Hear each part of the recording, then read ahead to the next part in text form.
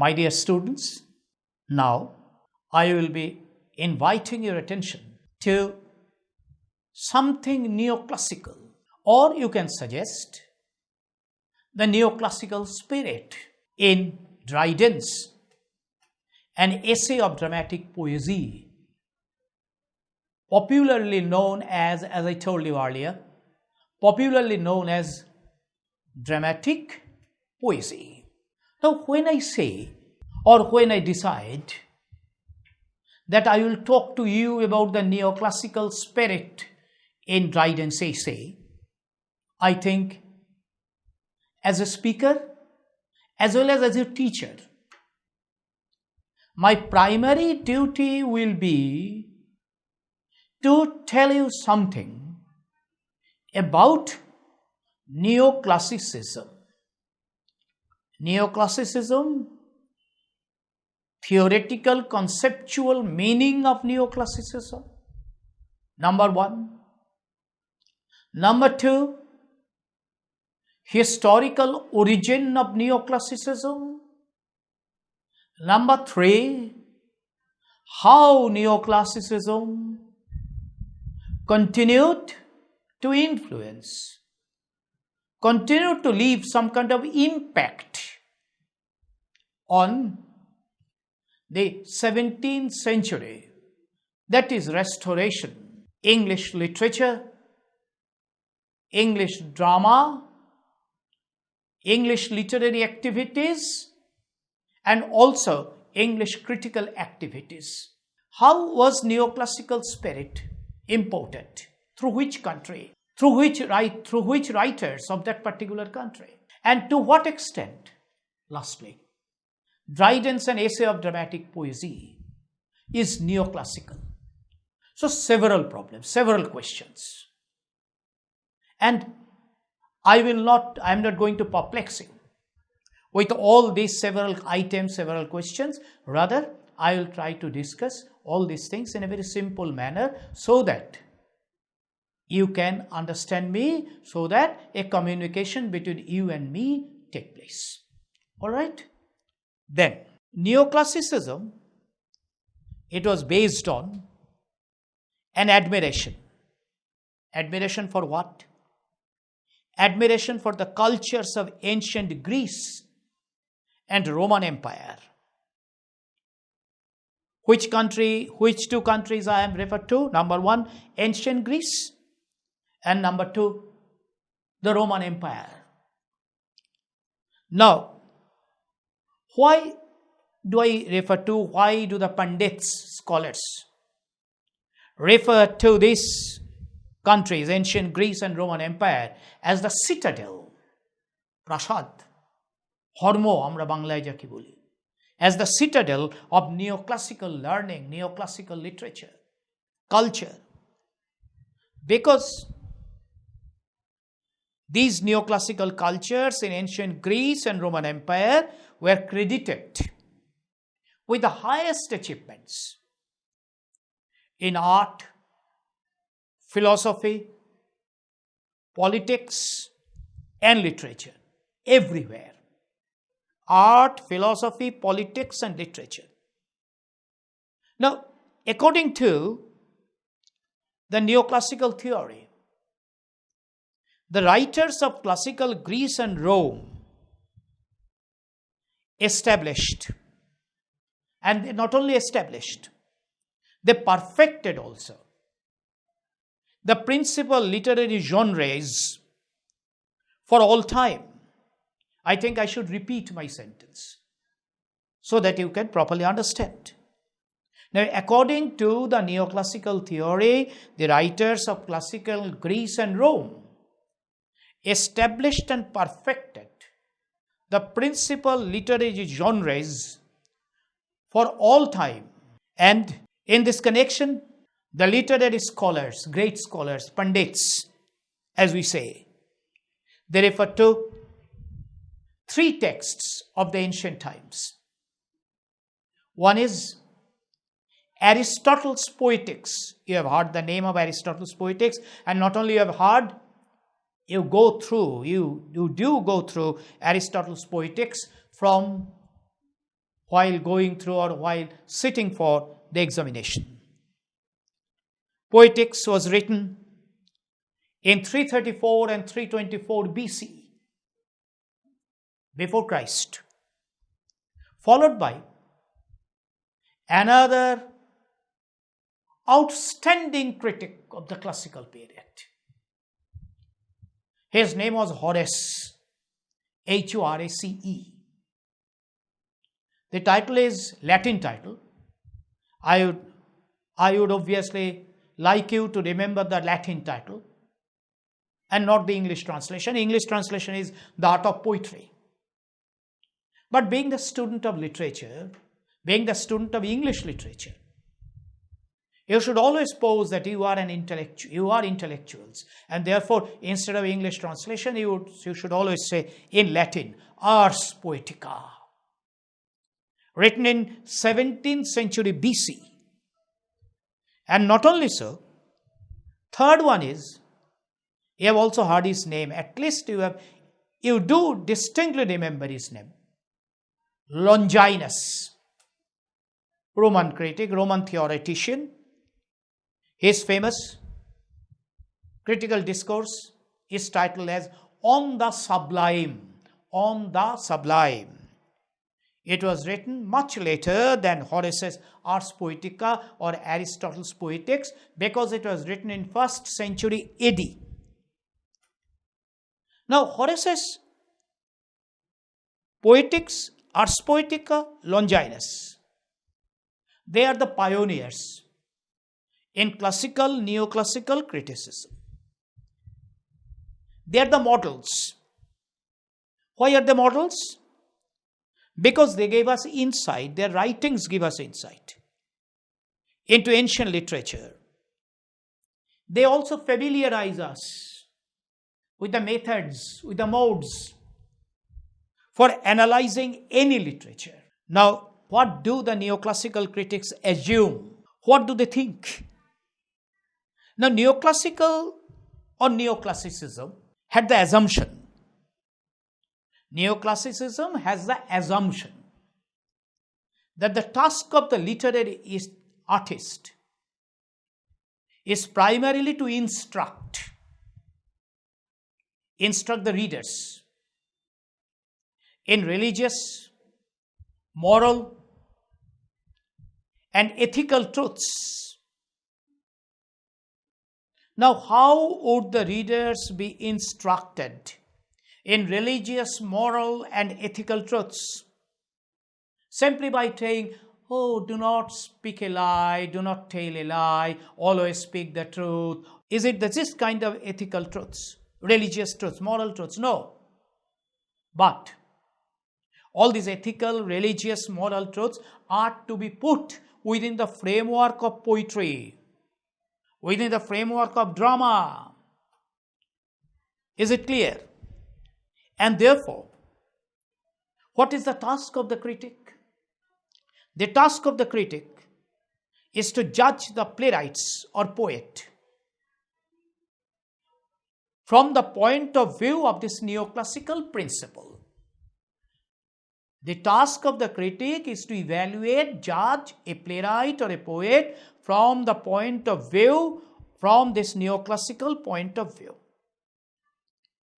And therefore, the neoclassical critics always examine any literary works by their contemporaries to see what kind of closeness, what kind of affinity, so to say. I think you are familiar with the word affinity. What kind of closeness, what kind of affinity these writers have with the classical achievement. Whether they have approached the classical achievement. If they could approach the classical achievement, they are great. If they fall short of the classical achievement, then they are far, far from being great. Now, these are, in general, some of the principles of neoclassicism, theoretical aspect, purely theoretical aspect, but this is rather some skeleton idea, a skeleton view of neoclassicism. If you feel really interested in neoclassicism, there are several books on neoclassicism, and I would rather invite you, I would rather request you to go through those books by visiting the good libraries. All right. But now I am coming down to the historical, socio-historical, cultural aspects of neoclassicism as it was prevalent in England between 1660 and 1690. Why do I choose these 30 periods? 1660, beginning of the Restoration. Charles II was restored to the English throne. 1690, these 30 years constitute, we may say, the prime time of the Restoration period. Prime time, remember this. But the neoclassical spirit in English literature continued even after that, because the neoclassical spirit was strong, very potential, or very potentially felt in the first 50 years of the 18th century. সেই first 50 ইয়ার্সের মধ্যে কারা ছিলেন? যেমন Alexander pope, doctor Samuel Johnson. They belong to the first 50 years of the 18th century. Now, how did the neoclassical influence, or how did the neoclassical spirit visit England? I do say visit. Why do I say visit? Because it was imported into England. It was imported into England from France, remember. The famous neoclassical critic, theoretician of 17th century France was Boileau. B-O-I-L-E-A-U. Now, Boileau's influence, French influence, was clearly perceptible among the English Restoration critics, writers, poets, English critics, writers and poets of the first 50 years of the 18th century. Why this French influence?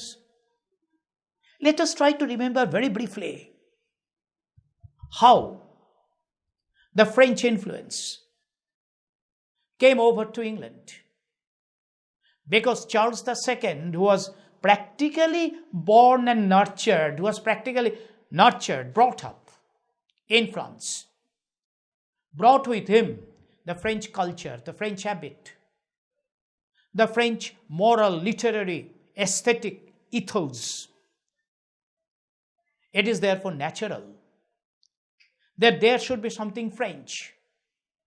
There should be something neoclassical in the French manner on John Dryden in the 17th century, on Alexander Pope and Dr. Samuel Johnson in the 18th century, the last two belonging to the first 50 years of the 18th century.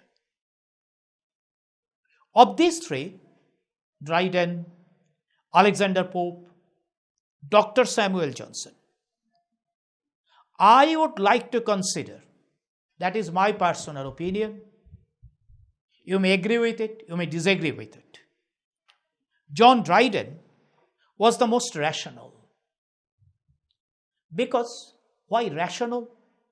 Because his criticism and critical assumptions in an essay of dramatic poesy are characterized, what we may call, or what I may call, characterized by pleasurable flexibility. Let me repeat the phrase, pleasurable flexibility. Now, you may suggest, sir, you are suggesting pleasurable flexibility, Dryden is rational. How would you substantiate it? How would you relate it to an essay of dramatic poesy? Now, obviously, I would like to draw your attention primarily to the definition of drama given by Lycidius in an essay of dramatic poesy. And the definition I should go through from the text so that together with my lecture you might also feel interested in the text itself, an essay of dramatic poesy. Right? So, text and thereafter the context, that is the criticism. Now, Lycidius, one of the four speakers, was requested by the other three to give or to define drama. What is the idea of a drama? What is the idea of a play? Lycidius suggests, I will be repeating, I am quoting from the text, and I am going through the lines very slowly so that you can catch up with me. For example, he says, I am quoting, a just and lively image of human nature. A just and lively image of human nature representing its passions and humors and the changes of fortune to which it is subject for the delight and instruction of mankind. A just and lively image of human nature representing its passions and humors and the changes of fortune to which it is subject for the delight and instruction of mankind. These are the exact words, exact expressions with which Lycidius defines a play. Now, this definition, according to me, is neoclassical. It is not only neoclassical, it is also all-inclusive. It is also all-inclusive. Why is it all-inclusive? Why is it all-inclusive? Because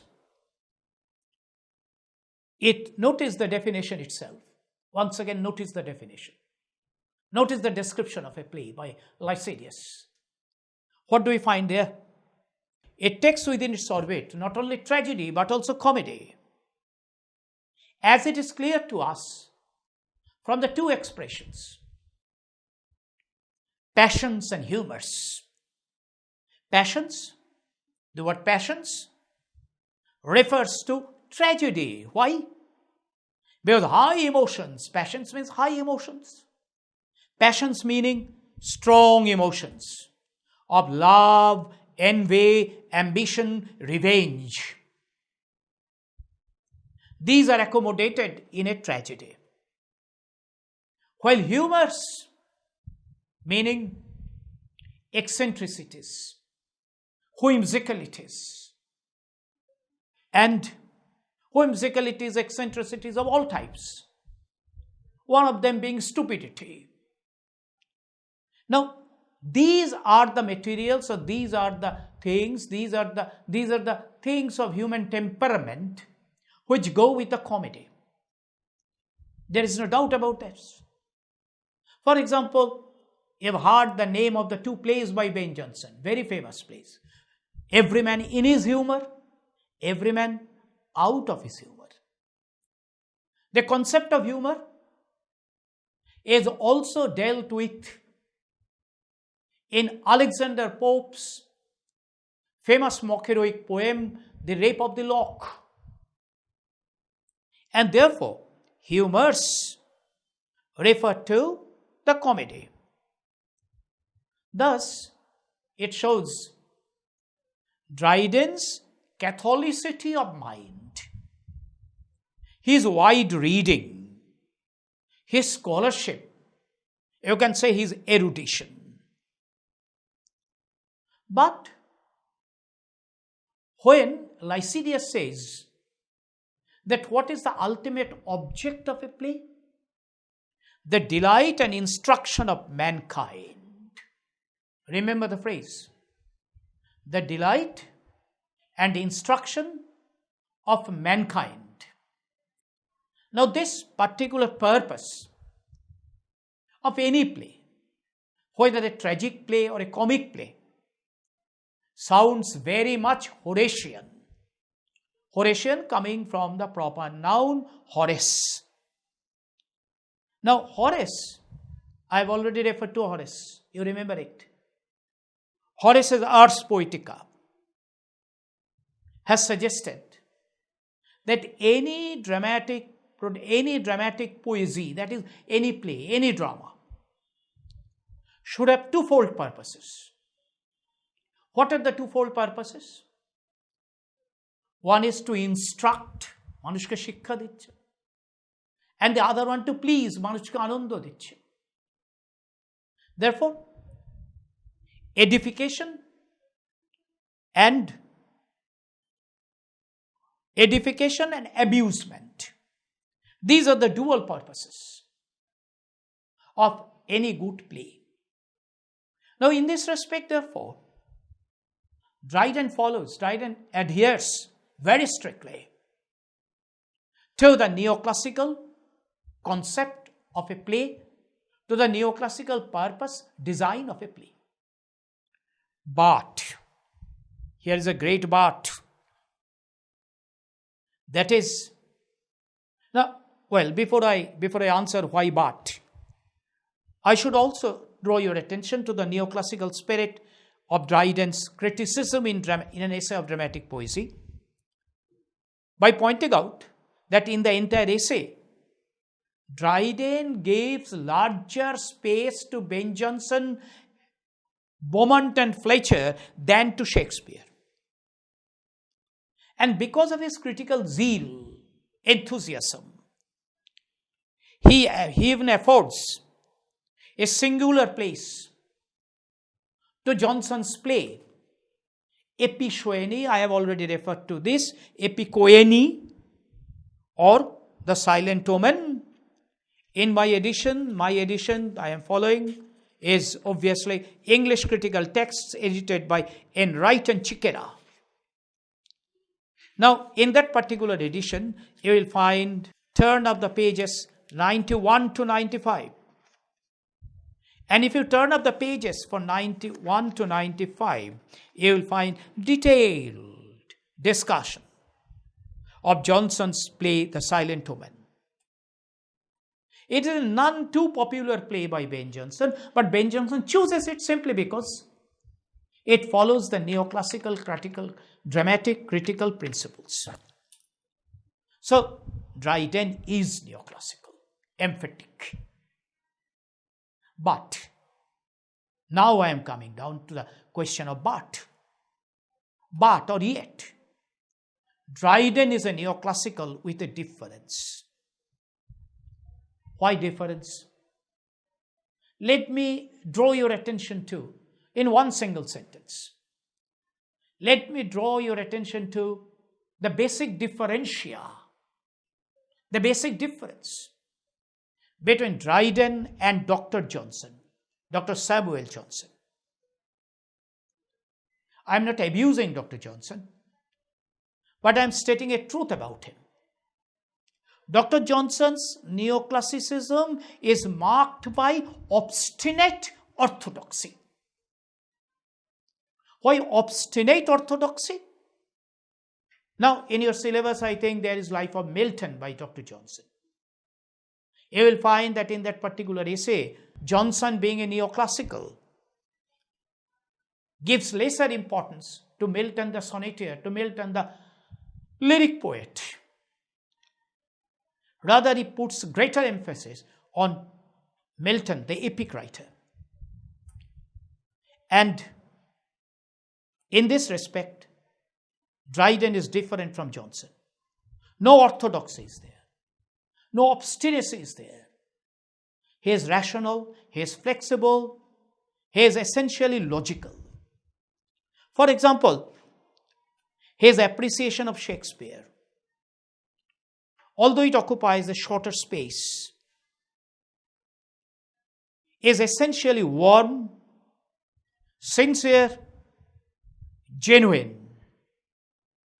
It expresses his unequivocal regard, respect for that great dramatist, the dramatic mode, the dramatic art of that great dramatist, Shakespeare. I think it will be pertinent if I can quote from the text. How does Dryden compare, contrast Shakespeare with Johnson or Johnson with Shakespeare? And how, from the very core of his heart, he declares some truths about them. What are the truths? I am reading from the text. If I would compare him with Shakespeare, I must acknowledge him the more correct poet. Who is more correct poet? Ben Jonson is more correct poet. Because he follows the neoclassical principles of drama writing very correctly. But Shakespeare, according to him, according to Dryden, the greater wit means the greater intellectual, the greater imaginative artist. And then his encomium, his praise, his warm appreciation of Shakespeare. Shakespeare was the Homer. My students, you should try to memorize these lines. Shakespeare was the Homer, or father of our dramatic poets. Johnson was the Virgil, the pattern of elaborate writing. Shakespeare ke bolchen, Shakespeare was the Homer, or father of our dramatic poets. Johnson was the Virgil, the pattern of elaborate writing. I admire him. I admire Ben Jonson, uni bolchen. But notice the next part of the sentence. How tenderly he speaks about Shakespeare. But I love Shakespeare. Extraordinary, extraordinary comparison, extraordinary statements, right?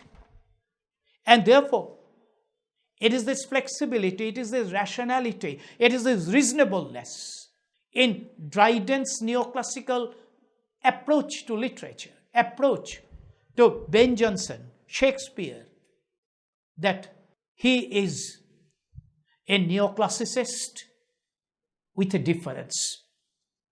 While reading the text, you should try to remember all these points.